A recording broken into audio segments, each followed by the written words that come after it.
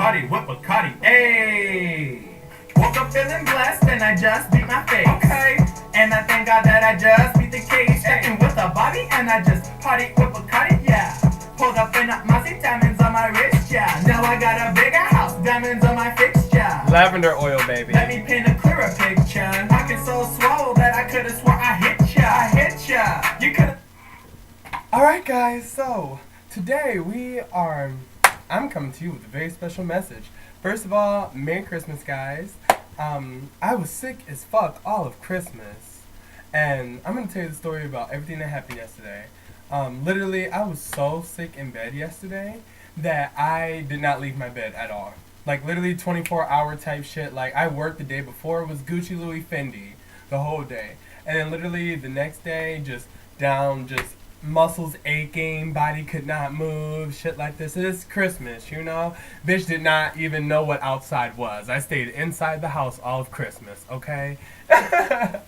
And so, I gotta tell you this beautiful fucking story that happened. So, most people want gifts and shit like that for Christmas.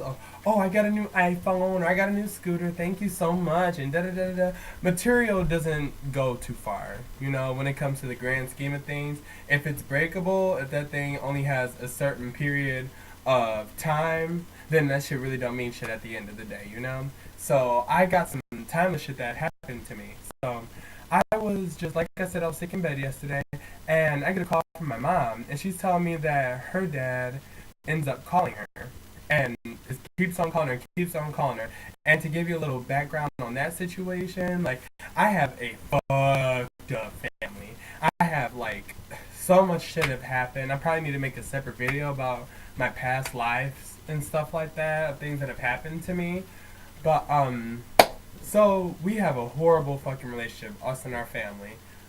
Let me see. So we ended up moving from my dad's house when I was 12, and this was like 2010, so we left out, and that's like the initial split of when our family like just became completely divided, because the light was finally shed on the situation that everything is not okay, and we weren't hiding from shit. Like, the light was fucking brought onto the situation when we decided to make the decision to leave, because once you're in situations to where you know, you fake and act like everything's okay, like, you're living in the darkness, and a lot of people don't want to see the light, so we decided to see the light. But anyway, so he ends up calling her. My mom's calling me like, well, damn, he keeps on calling me, and I'm just anxious, and I don't know, I kind of don't want to answer the phone.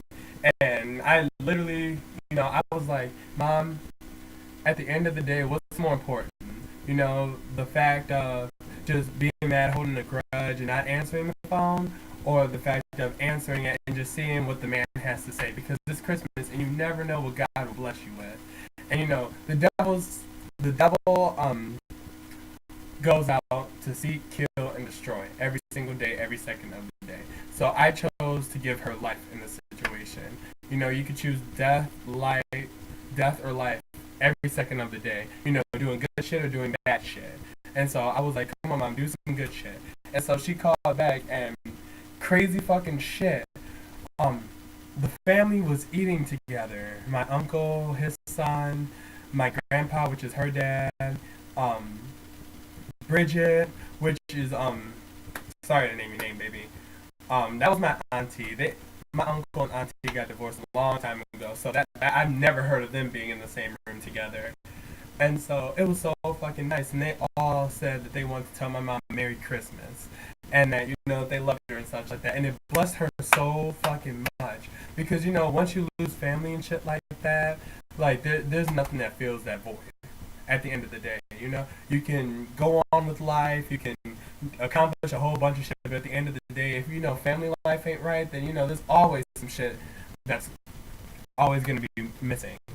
And so it was such a blessing to do that, and to see that situation and how, you know, my mom's presence was missed within that family. It just gave me, you know, it made me so happy for her to know that, you know, for her case, that, you know, she was missed. Her presence is valuable.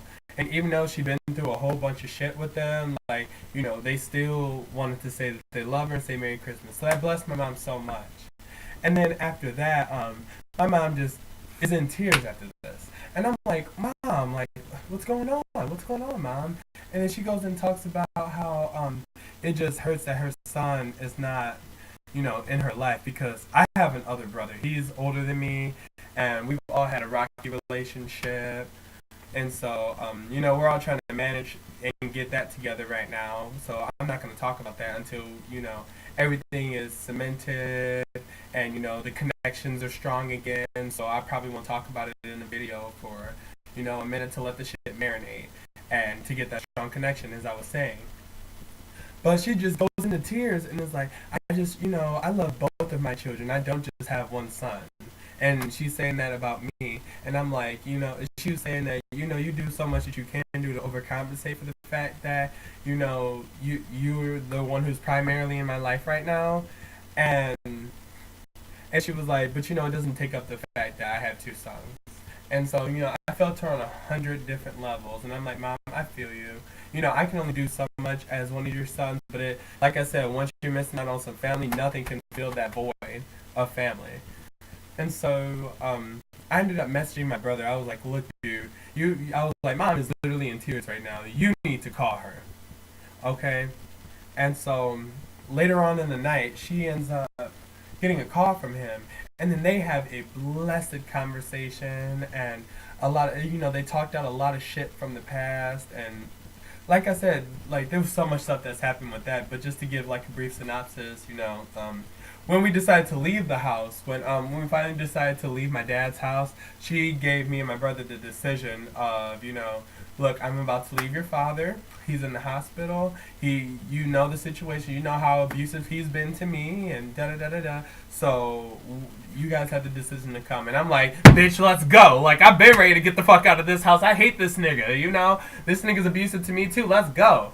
But, Marquita, who was older than me, probably was thinking, I don't want to get in between the two of you guys and such like that. I'll never 100% know exactly what was going through his head about that, but he just decided to stay. And so, things build up from that and all that period of time. Because like I said, we left around 2010, I want to say, and we're going on 2020, so it's been about 10 years. So, crazy shit. Wow, 10 years already. I feel like it was just yesterday when I went through that shit. But anyway, he ends up... I'm sorry, guys. But like I was saying, 10 years almost gone by at this point. So a lot of shit builds up, and a lot of stuff, like, stuff that has been stuck inside of you for a long time, what you think on it and such like that, it builds. It builds a lot of negative energy and a lot of apprehensiveness. I don't think that's the word I'm looking for. But it builds a lot of internal conflicts. That's not the word I'm looking for, but I'm sure you guys get where I'm going, It builds a lot of, internal conflicts against the other person. So it was good that they got to sit and be able to talk that out and be able to come to understanding about stuff in the past. And my mom got the opportunity to say how much that she loved them and such like that. So it was just a beautiful Christmas, and I was glad to, be able to be liaison when it came to that, because, like, she wanted to talk to me first and say, like, do you think I should answer? Do you think I should answer? So, it really blessed me to be a part in the unification of her and her dad and her family, but also blessed me as well to be a part of getting her and, my brother's relationship, on the mends.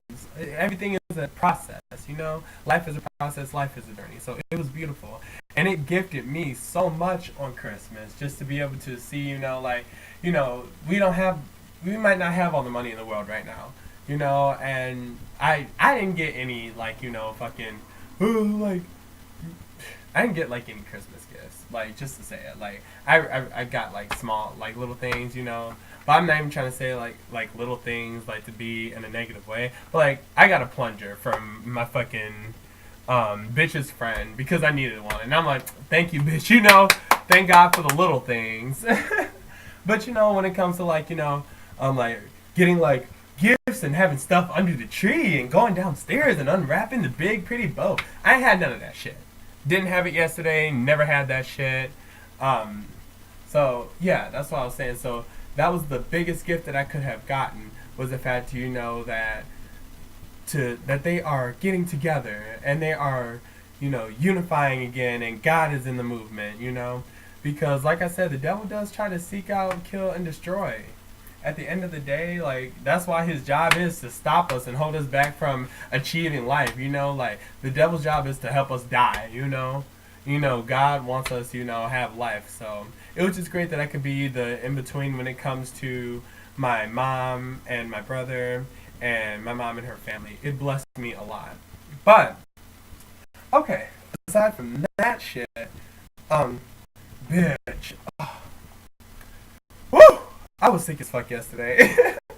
And I just want to have like a fucking special thank you to my girl who literally was taking care of me yesterday, like my bitch Mackenzie.